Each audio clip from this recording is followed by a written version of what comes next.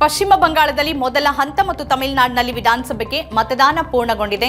ಅಭ್ಯರ್ಥಿಗಳ ಭವಿಷ್ಯ ಮತಪಟ್ಟಿಗೆಯಲ್ಲಿ ಭದ್ರವಾಗಿದೆ. ಬಂಗಾಳದಲ್ಲಿ ಮೊದಲ ಹಂತದಲ್ಲಿ 92.7% ದಾಖಲೆಯ ಮತದಾನ ಪ್ರಮಾಣ ದಾಖಲಾಗಿದ್ರೆ, ತಮಿಳುನಾಡಿನಲ್ಲೂ ಕೂಡ 85.14% ಮತ ಪ್ರಮಾಣ ದಾಖಲಾಗಿದೆ. ಬಿಸಿಲು ಮತ್ತು ಈ ಶಕೆ ನಡುವೆನೂ ಜನ ತಮ್ಮ ಹಕ್ಕನ್ನ ಚಲಾಯಿಸೋಕೆ ಆಸಕ್ತಿಯಿಂದ ಬಂದಿರೋದು ಈ ಮತದಾನದ ಪ್ರಮಾಣ ಸೂಚಿಸುತ್ತೆ.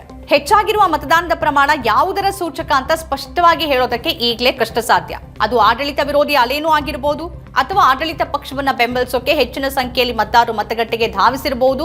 ಇದರ ಜೊತೆ SIR ಪ್ರಕ್ರಿಯೆಯಿಂದ ತಮ್ಮ ಮತದಾನದ ಹಕ್ಕನ್ನ ಉಳಿಸಿಕೊಳ್ಳುವ ಮತ್ತು ಆ ಹಕ್ಕನ್ನ ಚಲಾಯಿಸುವ ಜನರ ತೀರ್ಮಾನವೂ ಆಗಿರಬಹುದು. ಕೆಲವು ವಿಶ್ಲೇಷಕರು ಈ ಭಾರೀ ಪ್ರಮಾಣದ ಮತದಾನದ ಹಿಂದೆನೂ ಏನೋ ಮಸಲತ್ ಇದೆ ಅಂತ ಹೇಳೋಕೆ ಶುರು ಮಾಡಿದ್ದಾರೆ. ಈ ಹಿಂದೆ ಮಹಾರಾಷ್ಟ್ರದಲ್ಲಿ ಕೊನೆ ಕ್ಷಣದಲ್ಲಿ ಲಕ್ಷಗಟ್ಟಲೆ ಮತ ಚಲಾವಣೆ ಆಗಿರೋ ಬಗ್ಗೆನೂ ಗಂಭೀರ ಆರೋಪ ಕೇಳಿ ಬಂದಿತ್ತು.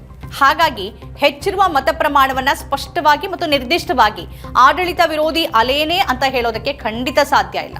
ಇನ್ನು ಬಂಗಾಳದಲ್ಲಿ 2.5 ಲಕ್ಷ ಅರಸೇನಾ ಪಡೆ ನಿಯೋಜನೆ ಮಾಡಿರೋ ನಡುವೆನೂ ಅಲ್ಲಲ್ಲಿ ಘರ್ಷಣೆಗಳು ನಡೆದಿದೆ.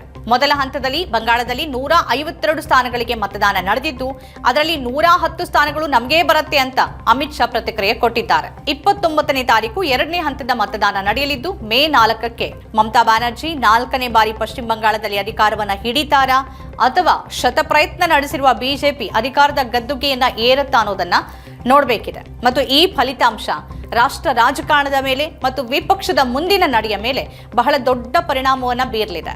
ತಮಿಳುನಾಡಿನಲ್ಲಿ ವಿಜಯ್ ಫ್ಯಾಕ್ಟರ್ ಅಂದ್ರೆ TVK ಪಕ್ಷ ಬೀರುವ ಪರಿಣಾಮ ಏನಿರುತ್ತೆ ಅನ್ನೋದನ್ನ ನಾವು ಗಮನಿಸಬೇಕಾಗತ್ತೆ. ನಮ್ಮ ಕಾರ್ಯಕ್ರಮಗಳನ್ನ ನೀವು ನೋಡ್ತಾ ಇದ್ರೆ ನಮ್ಮ ಚಾನೆಲ್ ಅನ್ನ ಸಬ್ಸ್ಕ್ರೈಬ್ ಮಾಡಿ, ಪಕ್ಕದ ಬೆಲ್ ಐಕಾನ್ ಒತ್ತಿ ನಮ್ಮನ್ನ ಬೆಂಬಲಿಸಿ. ಹಾಗೆ ನಮ್ಮ ಕಾರ್ಯಕ್ರಮಗಳನ್ನ ಲೈಕ್ ಮಾಡಿ, ಕಮೆಂಟ್ ಮಾಡಿ, ಅದನ್ನ ಬೇರೆಯವರಿಗೂ ವಾಟ್ಸ್ಆಪ್ ಮೂಲಕ ಶೇರ್ ಮಾಡಿ. ನೀವು ಹೀಗೆ ಮಾಡಿದಾಗ ನಮ್ಮ ಚಾನೆಲ್ ಇನ್ನಷ್ಟು ಮತ್ತಷ್ಟು ಜನರಿಗೆ ತಲುಪಲು ನೀವು ನಮ್ಮೊಂದಿಗೆ ಸಹಕರಿಸಿದ ಹಾಗಾಗುತ್ತೆ. ಇದು ನೀವು ಯಾವುದೇ ಖರ್ಚಿಲ್ಲದೆ ಕೆಲವೇ ಸೆಕೆಂಡುಗಳಲ್ಲಿ ನೀಡಬಹುದಾದ ಸಹಕಾರ. ಧನ್ಯವಾದಗಳು.